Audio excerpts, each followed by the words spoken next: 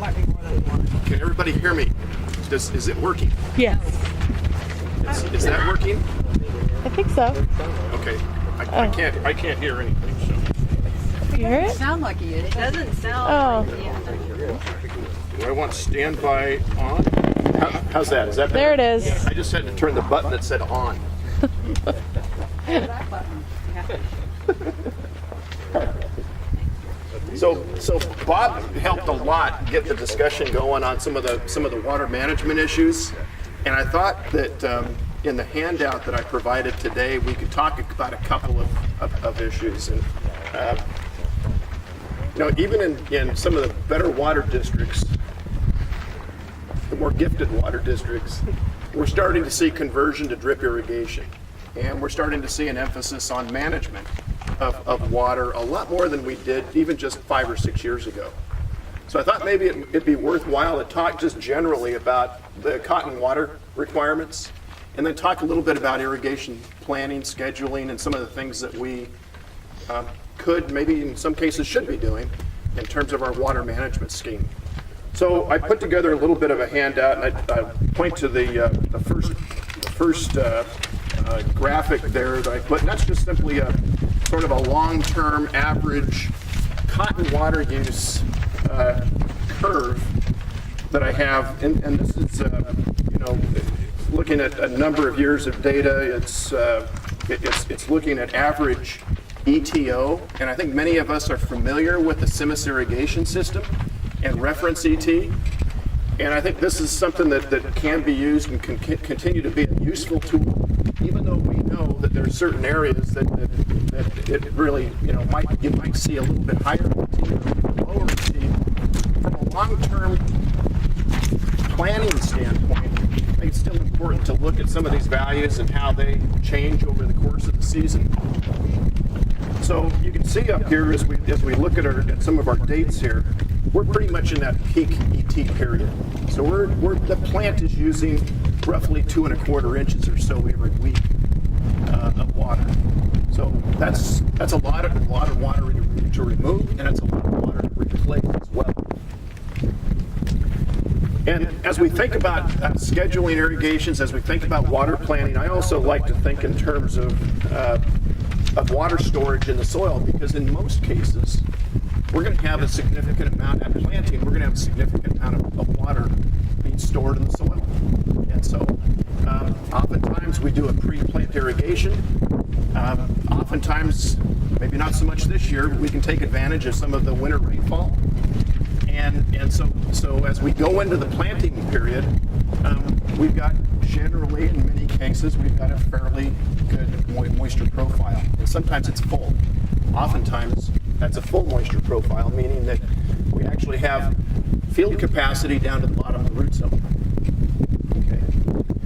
So, and as the season progresses and as water evaporates from the soil, as the plant takes deeper water and moves it through its leaves, and we have ET now, both a significant amount of evaporation, but as that moves towards a significant amount of transpiration, in fact, we could say that most of the water lost, almost all of the water lost in irrigation events today that are happening, almost all of it is in the form of transpiration. When we have canopy closure like we do now, we basically essentially don't have much in the way of evaporative losses. So these are all crop losses now. But as we talk about drying out that soil moisture profile, becomes an issue of how we manage that. How much do we allow that water reservoir to draw down before you irrigate? And there's a couple of thoughts here. One, I'll try to go through kind of a scenario where we're maybe drip irrigating, but again, even whether it's drip irrigation or whether it's surface irrigation or even sprinkler irrigation, we know that the type of irrigation is going to sort of drive the amount we put on and the amount of deficit when we begin initiating irrigations and then scheduling irrigations during the season. So that's an important component there. And I'm going to go straight down to the graphic down at the bottom. And it speaks a little bit to Bob Hutmacher's comment earlier about the differences between effective rooting. And what the bottom graphic there shows is it shows after irrigation, we see very low levels of plant water stress. So our leaf water potentials there are somewhere between 8 and 10 bars after an irrigation event. And this data was taken several years ago, and I believe it was the month of July that we pulled that information. We looked at a couple of different soils. We had a very deep clay loam soil, and we had kind of a standard sandy loam comparison. And we basically went in there, we irrigated, and then we waited a number of days until the next irrigation event. This was done in a furrow irrigated system. And what we saw was that it took only about 15 days on that sandy loam soil to achieve what we would consider a level of stress in which we wanted to initiate irrigation. So on that sandy loam soil on the left, we were irrigating about every 15 days mid-season, and this allowed us to catch up with the crop water needs and minimize stress. And again, when we're using the pressure change or leaf water potential value, it sort of integrates the effect of rooting, how deep, how large of a soil moisture volume, and it integrates the climate as well. So the hotter it is, the drier it is, we're going to tend to see some increased stress in that system. The clay loam soil, on the other hand, went looks like somewhere about 26, 27 days before it reached that same water level. So the difference there is a difference in stored soil moisture. So as we think about managing individual fields, we need to be thinking about storage during the season. So the middle graphic, is sort of a planning tool. I use this a lot when I talk about drip irrigation, work with growers on drip irrigation activities. How much water do you apply and when?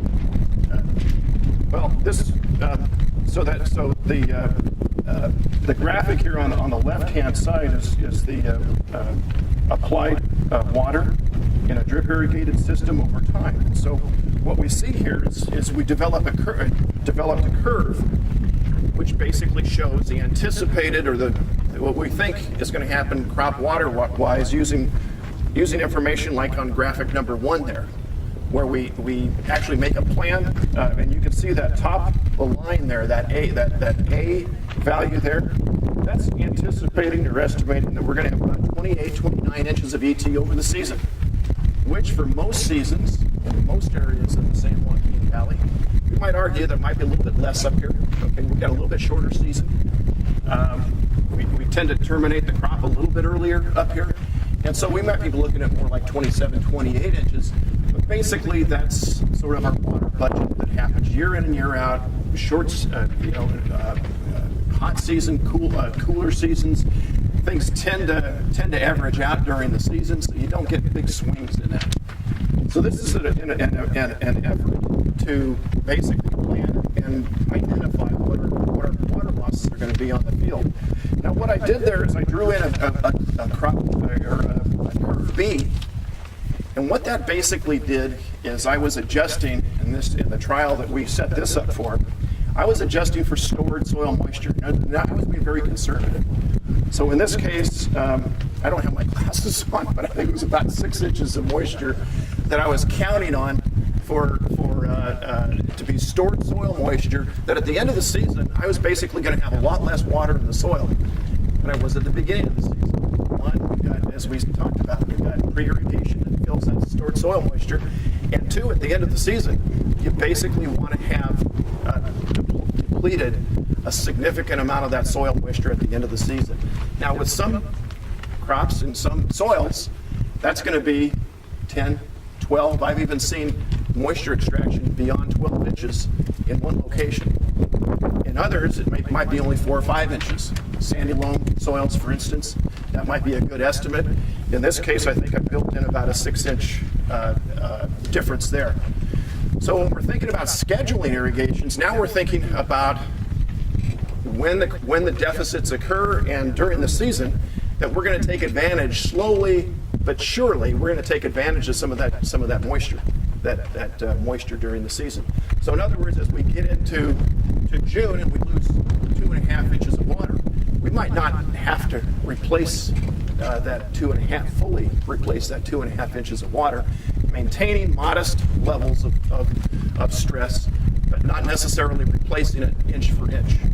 Okay, so that curve and that difference there is going to really depend on the type of soil you have and the number of areas that you have out in the field, like you do here. You might have sand streaks.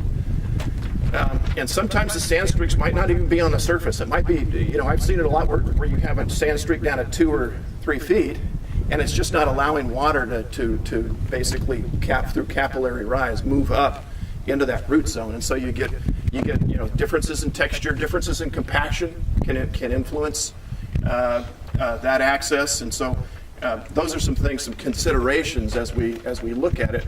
As we look at that planning activity that we need to consider. Chad. How would this different amount applied correlate with yield? Was there any yield data done with? So if we want to take this graphic out a little bit further, we actually did run a trial and actually ran a number of them over a few-year period.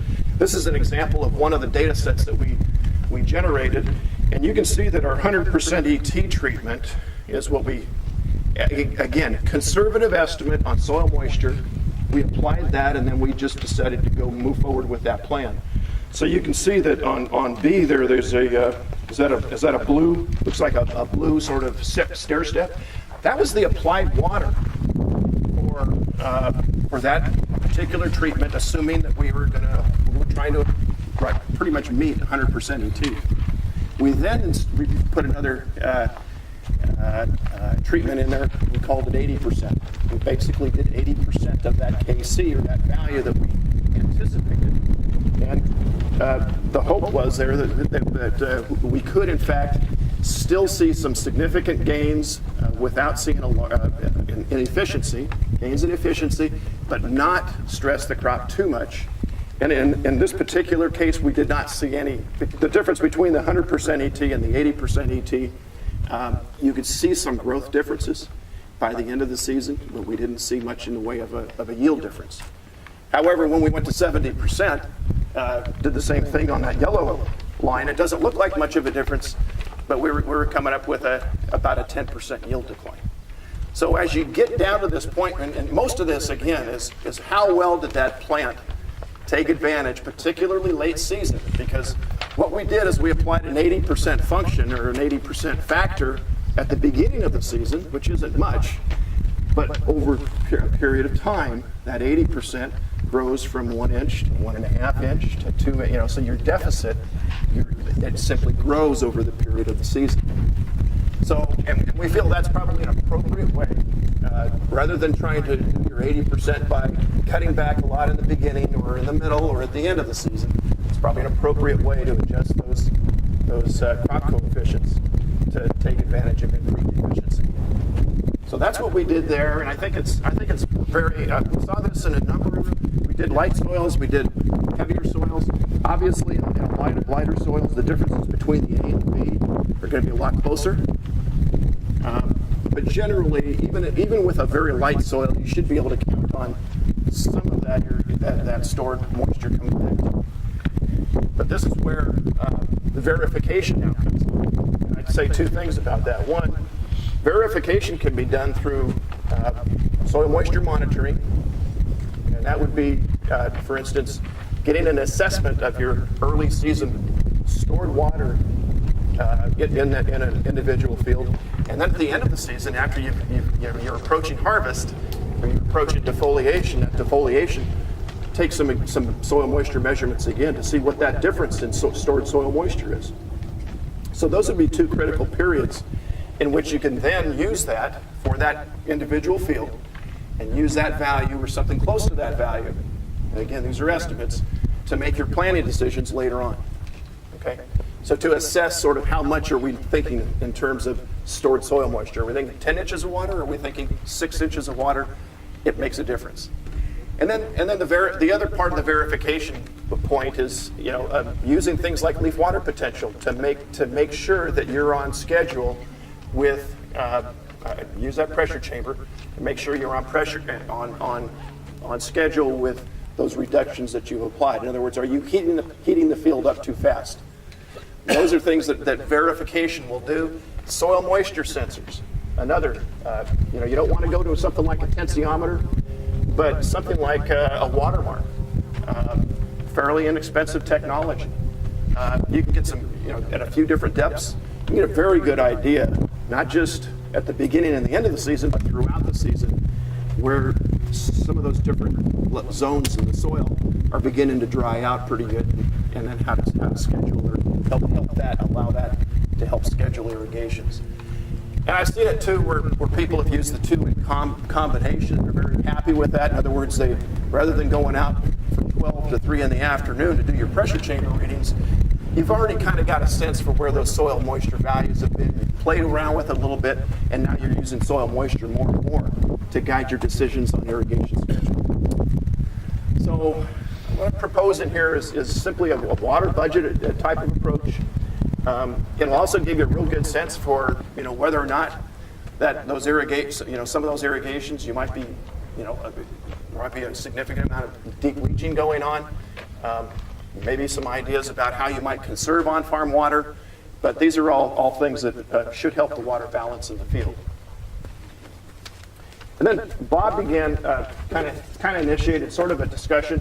I'd like to just go through sort of how does any of this water relation stuff relate back to the plant and the growing plant. And I think right now what I pulled from the field here at the head end, just to give a real quick indicator of where we're at. If we look at this field, most of the field appears to be at about 6 nodes above yellow flower.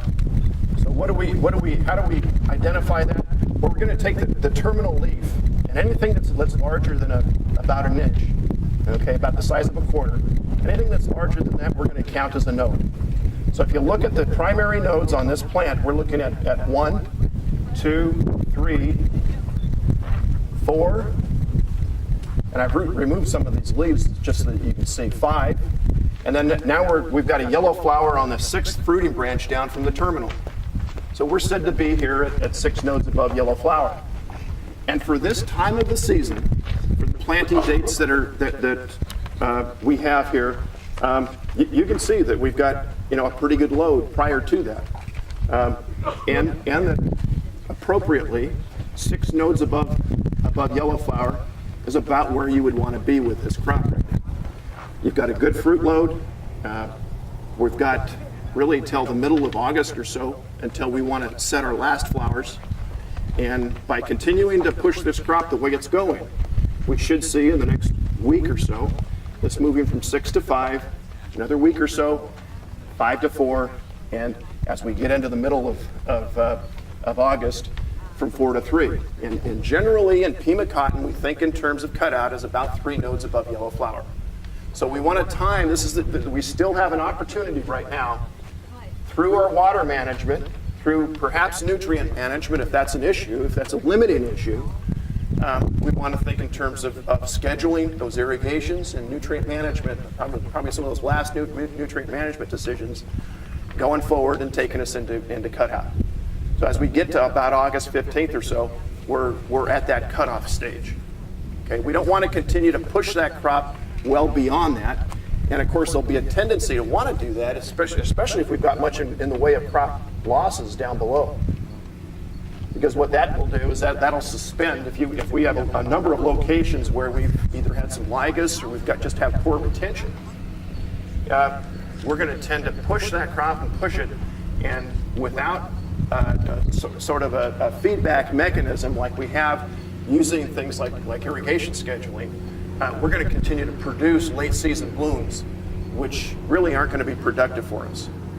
So that's sort of the idea where we're at right now is we still have a fair amount of flexibility in terms of how we manage our fields, but we're going to be losing that fairly soon. And as we get to, and of course, the idea that once we get to August 15th, now we want to make sure that if we do have enough water, we can begin to finish that crop. and begin to increase some of the stress levels on it as we move into September and mid-September when we're thinking about defoliation. If we're much more limited, as Bob talked about a little bit earlier, we probably already have made some decisions about scheduling irrigations a little bit later, delaying that June 1st irrigation to June 15th, managing a much smaller field. But again, even if we have 4 nodes of white flower, we should be effective. We should have effective flower. We should be able to manage that and still get some decent yields, provided we don't overdo that reduction. So a lot of that obviously is going to depend on water availability, how much you have. Did you lose your well? Did you lose production on that well? A lot of that's going to depend during the season on some of those elements. So those were really the primary comments I wanted to make. Is there anybody want to talk about water management or questions or comments that they have or nutrient management issues?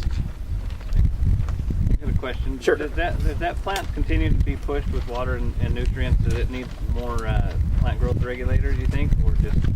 So the question of integrating, so we basically, and Pima is a little bit different. All the work that I've done really suggests that the response, not the growth response, the yield response in Pima is a little more, it's not such a sure thing. So we tend to have more subtle responses. Yield-wise, we'll have more of a growth response, particularly as we progress in the season to higher rates. And not necessarily will that translate, particularly in a crop that has very good retention. We may see very little response in terms of a yield reduction. In terms of growth rates, we will see a compression of nodes. We'll see slightly smaller leaf size going forward, but it's not the same as our Acala systems were, as we talked. Particularly, you can see some really strong responses in Acalas if you get some lower branch, fruiting branch losses. So, and that's the same case with Pima. You'll tend to get more responses the lower the retention is on the plant. But obviously, we have to control what's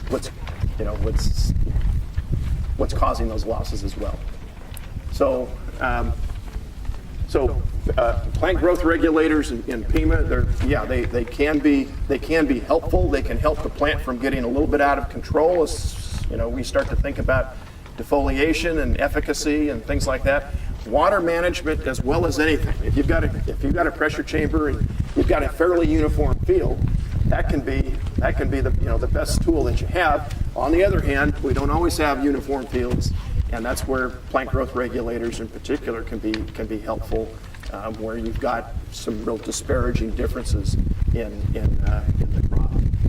Another advantage of drip irrigation, right, is you don't, those sandy streaks don't make as much of a difference. You still see some of that growth reduction, but because your stored soil moisture is being replenished so frequently, that's where drip irrigation often shines. For years we've talked about drip irrigation in cotton not really having a big yield bump. The tomato growers found that out, years back when they said, 10, 15, 20, 30% increases and higher with consistent use of subsurface drip irrigation.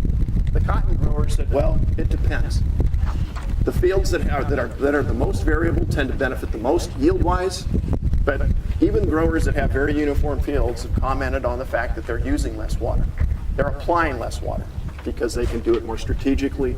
You don't have the losses that you do, particularly the losses that you have maybe in pre-irrigation, first irrigation. The infiltration rates in the soil are very high, and you can get a lot of water moving out of your roots, the root zone. So okay, I think I've rambled on about long enough there. Unless there's some other comments or ideas about irrigation scheduling right now. You got ideas for making water? Yeah. Desalination. Well, there's some people doing some desalination for agriculture. Remember, when it comes to desalination, requires a lot of energy. a lot of petrol. Can it be done solar? Solar, it depends on, it's still expensive energy, right? It's the same, it's still, somebody's got to pay for it eventually. That energy, whether it's solar or oil-fired plants, costs money. Prayers still work. Prayers. Prayers still Yeah, there you go. There you go. Yeah. Old Tony Elijah, he seems to be able to stop it and bring us some. Someone like that, ask him to pray. So is El Nino coming or not? Well, the last I heard, it doesn't matter if El Nino comes. It's not a sure thing. It's still not a sure thing, and even if we get a decent El Nino. So I stopped giving up on that one a long time ago. You could have stopped about a minute ago. I'm sorry. It's coming. We had hope before you spoke. Yeah, I'm sorry. All right. Well, they're all here, so feel free to ask them some questions. Just one follow-up note. The two of you who signed up for the CCA credits, don't forget that you have to sign out before you go. She gets out with me, and